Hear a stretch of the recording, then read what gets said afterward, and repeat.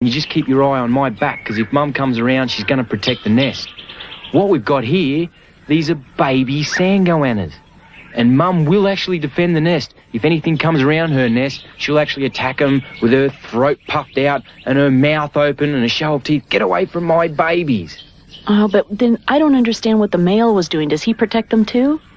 Well, it's a very unfortunate set of circumstances there. And what it is, I'd say he would have eaten them. And that's one of the many interesting problems that you have in the scrub. When food is hard to get, they will resort to eating their own eggs and their own young.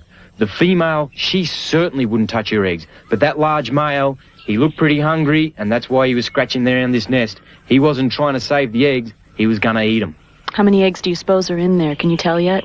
Well, the average clutch size is about 15. I can see, what, about 8 or 9 there? So there'd probably be over 10. Some are still buried in the sand. And they're the best-looking eggs I've ever seen. By gee, they're good-looking eggs. See how round and firm they are. Yeah, but they're not hard like chickens' eggs. Why is that? Well, like all reptile eggs, except for crocodiles, they have a soft shell. It's a very soft, rubbery type shell there, and that enables the baby, when he's all curled up in there, he uses up the egg yolk. And as he's using up the egg yolk, he'll develop, and then he gets an egg tooth. Now, can you see this little bloke penetrating his nose? Stuff I see coming out. That's called umbio, and that's the fluid that's contained all the way around the baby. So while they're in there, they don't breathe air that we know it. And this little baby here, he hasn't had his first breath of air, so to speak. He's relying on what air is taking inside the egg. Years old. These ones here, these are freshwater crocodiles. Really easy to tell a freshwater croc from a saltwater croc. You can see, very long, narrow snout. Not turning around, not trying to bite me, not aggressive at all.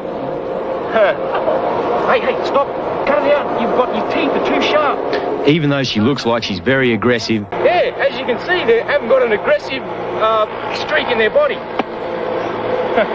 Freshwater crocodile. All these crocodiles have been hand-fed since I caught them. And having hand-fed them, I resemble the food source. Whenever I go into the enclosure and they're hungry, they'll attack out of the water, a show of teeth, and what they're saying is, please feed me.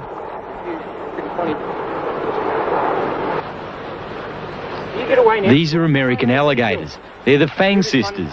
And I really enjoy getting in there, having a talk and having a play with them. They're not as quick or as aggressive as crocodiles. You may not be afraid of them, but I know that an alligator of this size has the strength to take your arm off. I certainly don't want to get in there and play with them.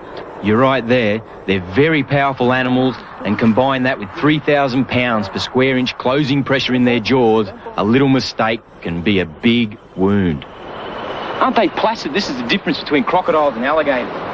Alligators are just so quiet, really, really placid. The thing with crocodiles that's your sister's foot. Don't touch your sister's foot. The thing with crocodiles is you come in, if you even touch them by the tail, they're just going to spin round, take your head on. Really, really quick. Alligators, they're very mechanical, very quiet, and very approachable. There's no element of danger for me here whatsoever. You know, I can walk in and around her, she'll just move away, she'll just walk away from me. Only when you're touching around the front end there. Hear that hissing? That's stay away from me or I'm going to bite you. If that was a crocodile, whammo, swing round and attack, rip my arm off. G'day. This is Mary. She's the grandma of all crocodilians. She'd be over 100 years old and well over 10 feet, which is huge for a female crocodile. Rarely do they grow that large. Her maternal instincts are very strong. You go near her nest and she'll kill you. You're a good girl, hey? What a good girl. You're just going to sleep there like that? Can I go near your nest side? What do you think, sweetheart? What a good girl. Aren't you a good girl? Well, I won't stir her up on account of she'll just kill me. We're on a mission into North Queensland to capture and relocate a large rogue crocodile which is marauding a popular fishing and swimming spot. We're going to have to be careful because we're in their territory. This is the perfect scenario for North Queensland, Northern Territory, Western Australia. You go down to an isolated billabong like this, think to yourself, gee, it's hot. I'd love to go for a swim. Or you're thirsty, like to go down there, get a drink of water. big problem. Big mistake. Very big mistake. This is crocodile territory, and if a crocodile is hungry, he doesn't determine whether you're a human or a pig or a horse or a cow. If he's hungry, you're part of the food chain. And once again, the old crocodile classic, you go down to the water's edge and you think, oh yeah, you look into the water, nothing there to give away that there's a crocodile, and as soon as you get your hand, your face or your feet close enough to that water, come on, sport, what are you doing? These animals attack with lightning speed, and while we're in their territory, we have to keep in the back of our mind that even though we can't see them, they can certainly see us and feel our vibration as we approach the water. You make a mistake and you could die.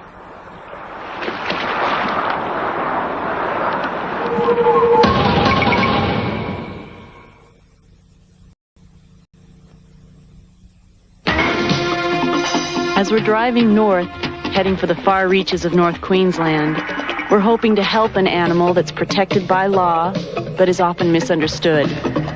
The crocodile is considered a rogue crocodile only because he's in areas where people are now inhabiting them.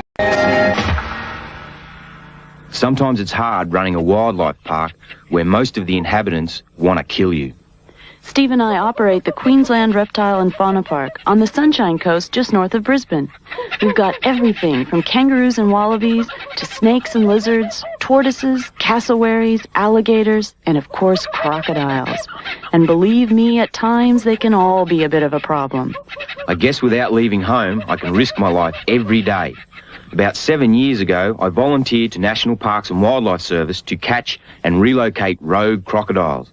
This means the big ones, the ones that happen to be where people are encroaching on them. It's not really the croc's fault. My dad used to catch crocodiles, so I've grown up with it. I guess it's a dying art.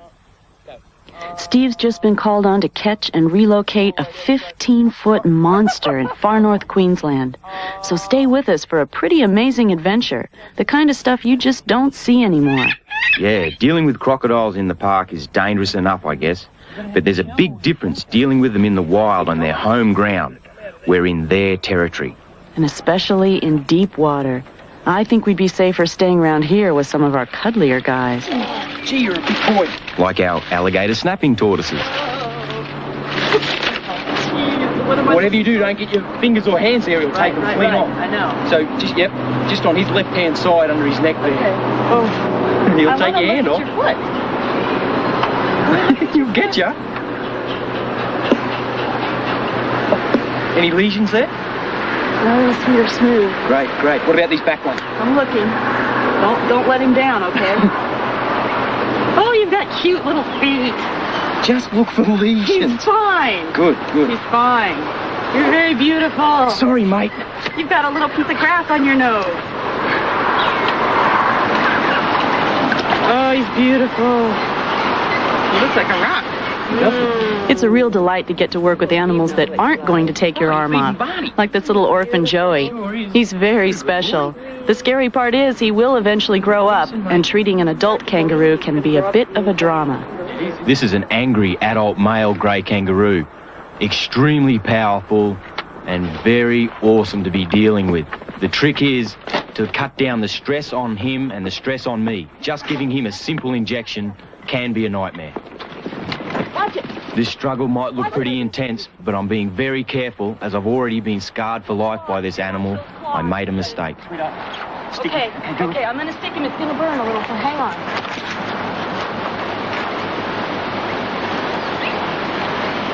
Oh, a little bit of it came out, but I got almost all of it in. Okay, ready? Back off, ready? I'm back.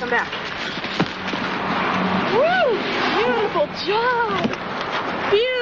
job. I hope we never have to do that again. You're a braver man than I. How much of the meat did he take off you? Oh, nothing. Good deal. One of those claws, and you'd have had little pieces. Give me a cross.